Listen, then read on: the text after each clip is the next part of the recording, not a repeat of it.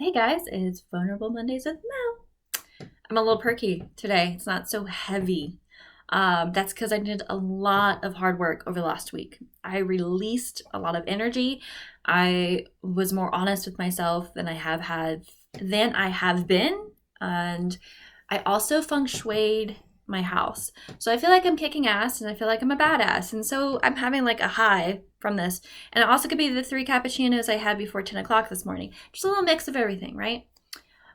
So my scenery has changed. You can see from the back, I'm kind of like in a corner, right?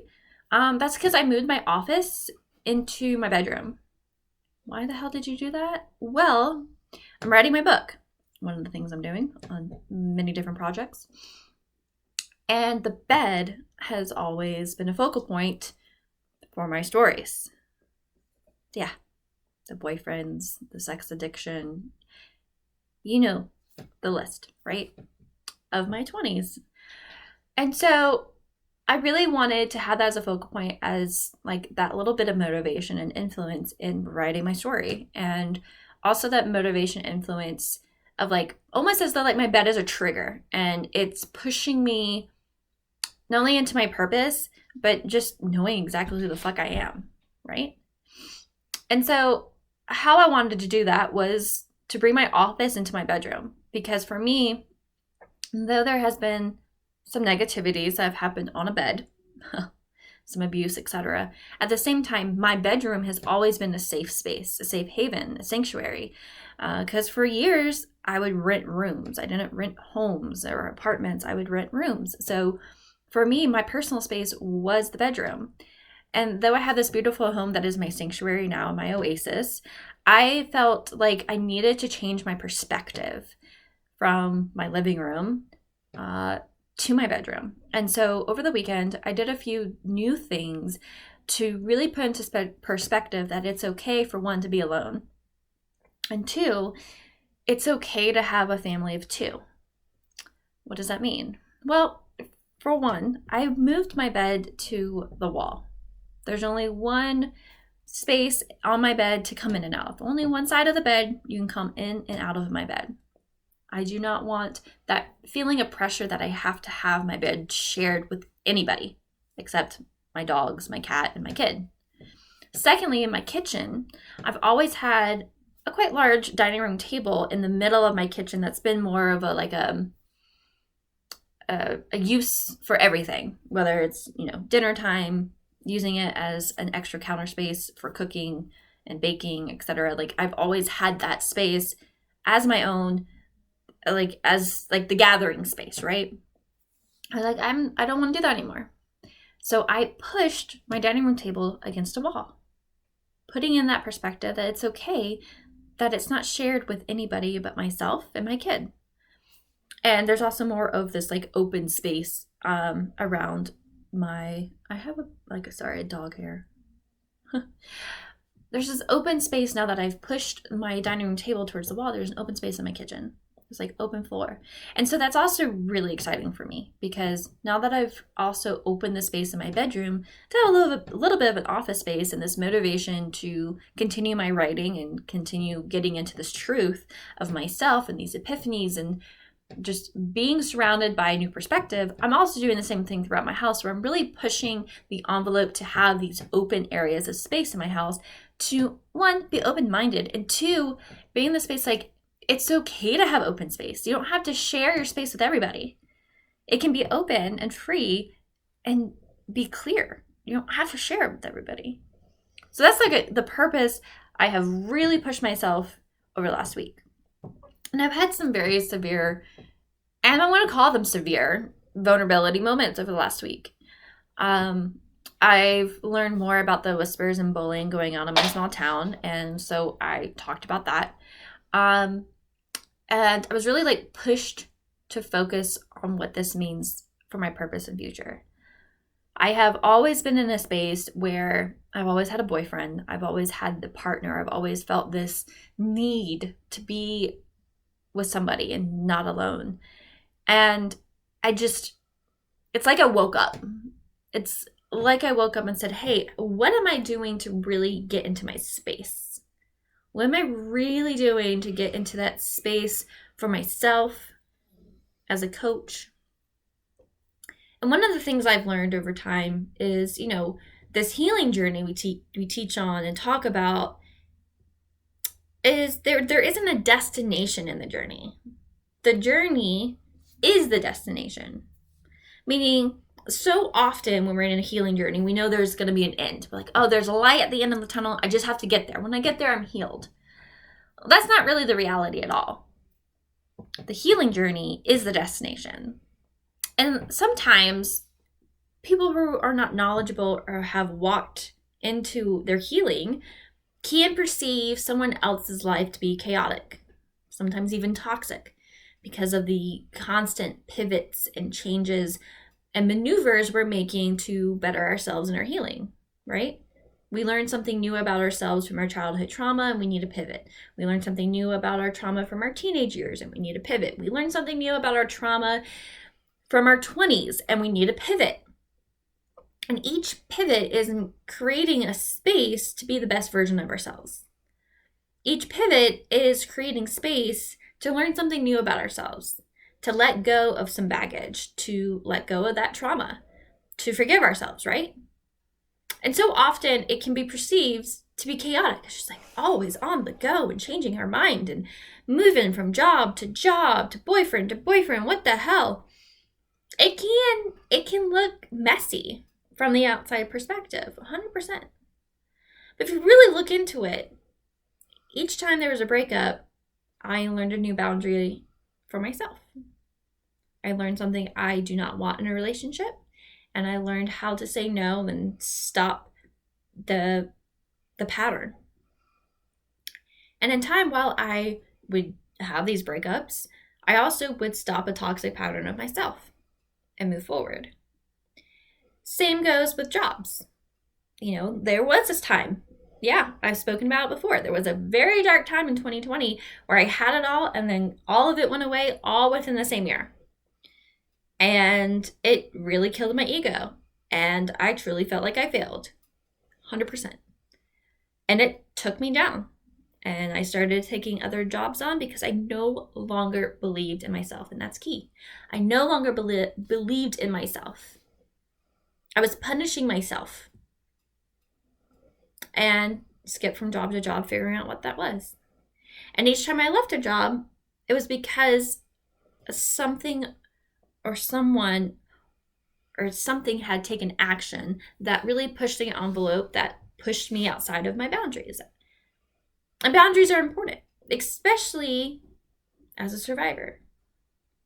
Now, being a survivor is not a victim mode. Being a survivor is simply a freaking fucking superpower. It is.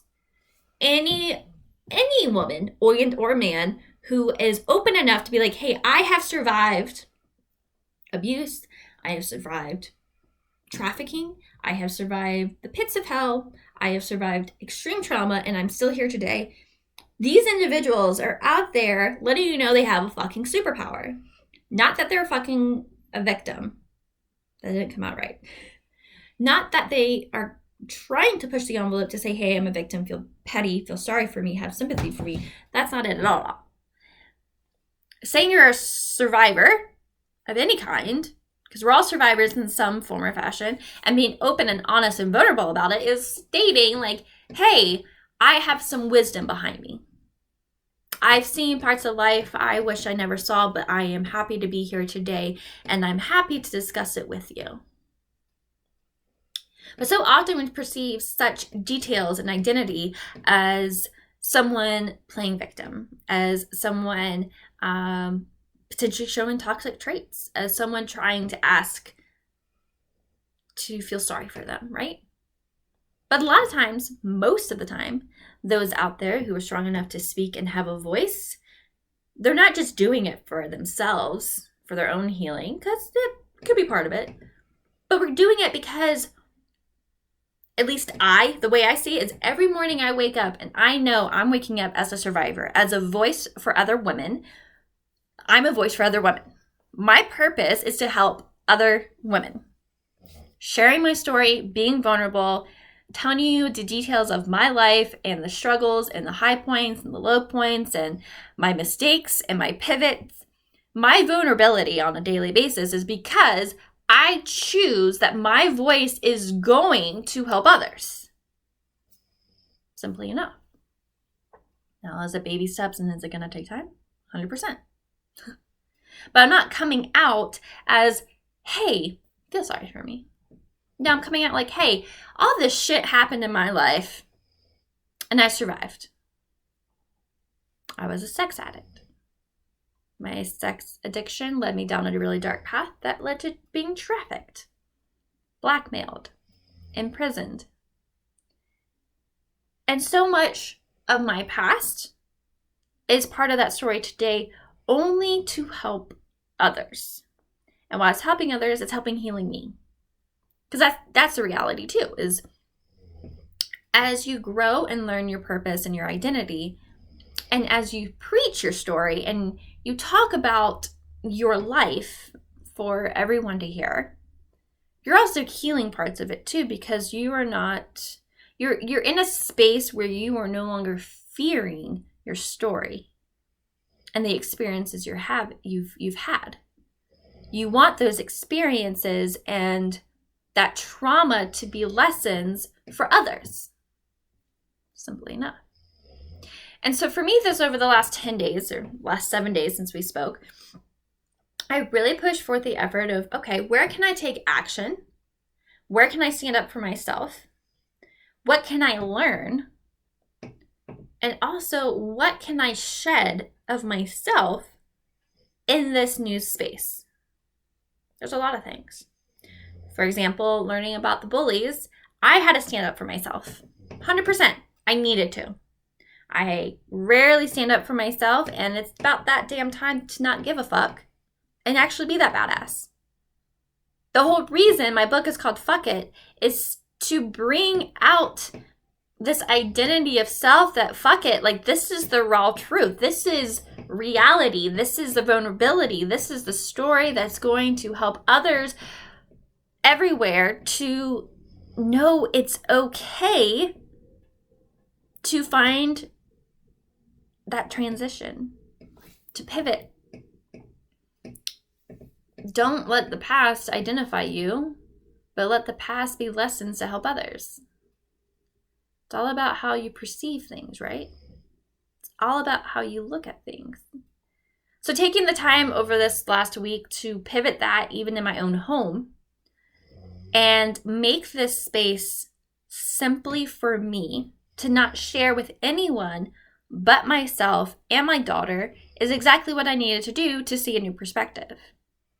And that new perspective is a badassery, is getting back into my thick skin, don't give a fuck, let's talk about the truth, space of life. And I've learned a lot. I've learned a lot. And I can't wait over time that I'm sharing these Mondays with you, Vulnerable Mondays with Mo, and being able to be in those spaces. Because sometimes, like today, I'm super happy and go lucky and like, woo, let's do this. And other Mondays, I might come in here not looking so great. Like today, I am wearing makeup. Next Monday, I may not. Who knows? But the reality is, I'm choosing every day to be that vulnerable Mo. Because there's not enough of us out there. There's not enough people out there who are really showing what vulnerability and emotion is. Because every day we are perceived by the media and social media that everything has to be good, right? Everything has to be joyous. Everything has to be the success and the happiness. That's not reality. No. Reality is recognizing your healing journey is the destination.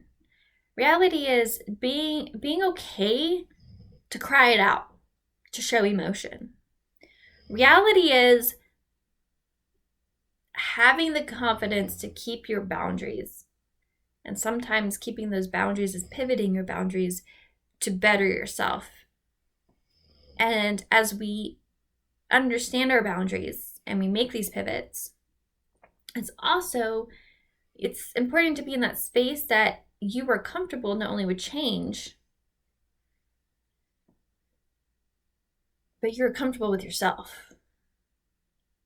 Every time I've pivoted in jobs, in relationships over the last few years, it's because I recognized something in myself or in that person or in the situation that I didn't like, and I didn't want to feel like I was going backwards.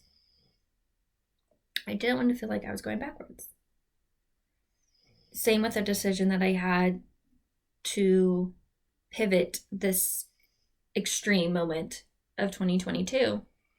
Because just a few months ago, I was thrilled to be announcing that I found the love of my life and that we're going to get married next year. And I was just in this happy-go-lucky space.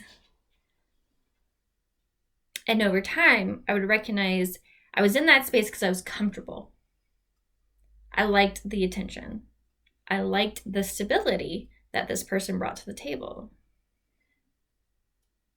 But what I also would find out too is, though I was very much in love with the idea of us, I was just very much in love with the idea of us. I was in love with the stability and the knowing and the predictability of the situation, but I wasn't in my space anymore. And that was key. I had to dare greatly to make a pivot that, yes, it did break someone's heart. It shattered their heart, actually. But I had to do it for me because I was in a space, and I'm still in that space where I'm like, no, I'm still soul searching me. And it's not fair to bring anyone along on that if I'm in this space that is pushing me to get to a space where my career and my lifestyle is really at a high. And I'm not there yet. I'm barely peaking. I had a taste of it in 2020, absolutely. But I'm not fully there yet. And it's now time for me to get into that space to be fully there. And some of you may say, well, people can be there and support you in these highs and lows and pivots. And you're right. But see, my reality is I've always allowed someone in my life at all times, through any pivot, through any change, through any transition, I've always allowed someone in my life. And I never really fully have grasped this moment to myself and shared it with, ooh, that was a burp. I've never fully grasped this moment to be on my own and do it by myself. I've always wanted to share the moment.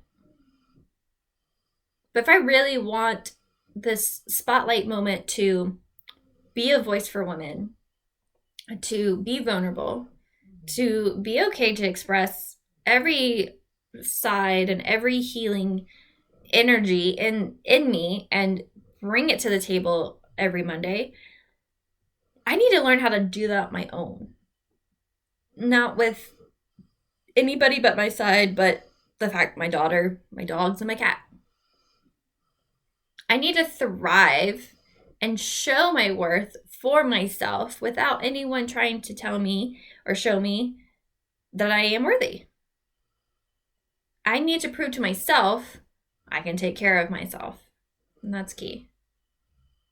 Every boyfriend I've had has brought something to the table that's very similar. They like to take care. And that was comfortable. And that was almost familiar. And I craved it. I craved the attention. But as I craved the attention of others and boyfriends, I would lose the attention for myself in my own growth. And I know I've mentioned this before when I was with my boyfriend previous to this last, I spent a lot of time working on myself, and I did. And all that time working on myself is when I had to realize that though I was starting to get in a good place and heal and really understand my identity, the person I was with was not even barely at the surface of wanting to open the book to be in their healing journey, to go through all these trials and traumas and move forward. And it became toxic for both of us, almost chaotic. We weren't seeing eye to eye. We were arguing. We just never, the love faded and faded quickly. And that's okay. One day they are going to want to be in that healing journey, and I will applaud them. But right now in their life, they're not ready for that. Whereas I am in this place that I'm ready for that. And did I open my door to another man a few weeks after one man left? I did. Yeah, I did. Because it was comfortable. And like I said, it was feeling like I never liked to not feel wanted or needed. And having boyfriends gives you that feeling of being wanted and needed. But that's a toxic trait because you're always in relationships, right? What if we change that perspective and we started to see how wanted and needed we are by the women and friends around you who need your guidance, who need your support, who need your understanding, who need to be cheered on? Why wouldn't we share that perspective and that energy? Like, you are always needed by your friends, by the people already around you. And when I started opening that door and realizing where I needed to be and the push of my purpose and identity, well, that's when I had to make these major decisions and pivots of my own to leave a love behind, to put down the ring and say this isn't going to happen, to be honest with myself and say, hey, I'm still soul searching. I'm still figuring out who the heck I am and where I'm supposed to be. And I'll tell you right now, one of the things I know I need to be is I will one day be in the spotlight. And I will be having TED Talks. And I will be encouraging other women to be the best version of themselves, to get through their healing, to forgive themselves of their past, to forgive their traumas, to forgive to forgive the men who have abused them and move forward. I have a purpose. I have a drive. I have a book. It will be Fuck It. And it will get into that vulnerability, and it will be raw, and it will show all the different colors of life and the roller coaster of emotions that is called life. We're constantly moving. We're constantly changing and evolving. And those who are stuck will never see nor understand that evolvement, that change, that healing journey, because they're comfortable. They want to be stagnant. They want to just stay stuck. And when they do so, those are usually the people that will always be looking at you, will always have judgment, will always have something negative to say. Because they always want to continue to see you for the person you were and not the person you're becoming. But the people in your life that are open to change, that are open to evolve, that are open to growth, that are open to the understanding of the healing journey, will not only encourage you to keep going, but they will remind you from time to time that they see the change. And that was such an empowering moment this past week. This past week, I had a very vulnerable moment. I let it all out. It's like, hey, I am getting through childhood trauma. I'm getting through teenage trauma. I'm getting through trauma from my 20s, and I'm figuring out who the fuck I am for the first time, and just have a little bit of fucking grace while I get there. And those who are open to see this were open and honest enough to come forward and say, hey, I see the change. I see that you're changing. I see that you're healing. I see that you are pivoting and moving in the direction of your purpose. That was empowering. But the people who didn't see that in that same perspective of healing and changing and evolving saw it as though I was trying to target them and bully them back and point fingers. Oh, that wasn't the reality at all. I wasn't here to point fingers. I was here to be like, hey, I see my actions. I also see my worth. I hear the whispers, but I know that I'm enough. I am strong. You are strong. We can get through anything. And that is part of the superpower of stating, hey, I'm a survivor. Is because we've already been through life knowing we can get through anything. It's a superpower. And it shouldn't be taken for granted. It shouldn't be looked down as someone playing victim. Being a survivor should be looked at as an identity of strength. As an identity of strength. So I leave you here today and I encourage you to do something this week that really uplifts your energy, your vibrations. Do something that changes your perspective. To see more of the light. To recognize you're in the light, that you are present, that you are moving forward. Make that change to see a perspective in a different angle. Create a new space in your home, in your sanctuary that is for you. Create a space in your friend groups that's going to open doors for new friends in your soul tribe to come into your life. Create space in your mind to hear more of your inner voice. And you can do that. I believe in you. I'm doing it every day. Some days are amazing and great, like today with 3 cups of cappuccino by 10. I'm feeling like I am on cloud 9 and then some. And other days, I am all in my feelings. Like last night. Last night was all in my feelings. I actually texted my sister Brittany and I was like, hey, I'm a flight risk right now. Just want to let you know I've been in my feelings all day.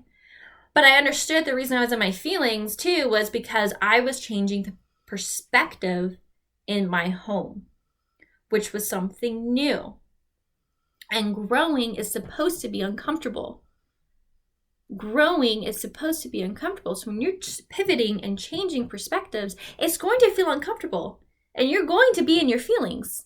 And it may get emotional because it's new. You've never been there before. You've never seen this angle of the room before. You've never seen that painting on the wall in that light before.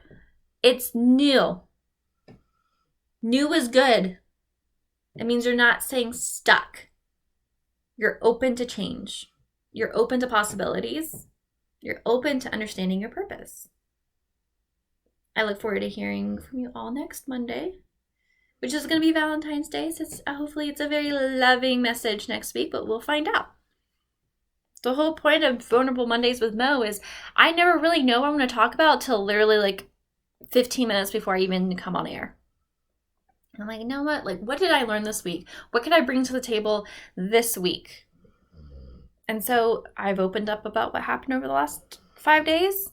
And now as I close this chapter of this Vulnerable Monday with Mo, I will open the new chapter to see what I come to learn and find out about myself in the next 5 days. And revisit this next Monday. We all have a light inside of us. It's just a matter of how you want to use that light in your life. What kind of power do you want to bring to the table? We all have power. I encourage you to find out what yours is, and if you have already found out, continue to use it. All right. Have a beautiful, positive week. And again, I encourage everyone here listening to figure out, to find a space in their life this week that they can change their perspective. Whether it's a room, a person, a situation, a job. Look at your life in a new angle and share it with me. I'd be happy to hear. Have a beautiful day, guys, and keep moving forward.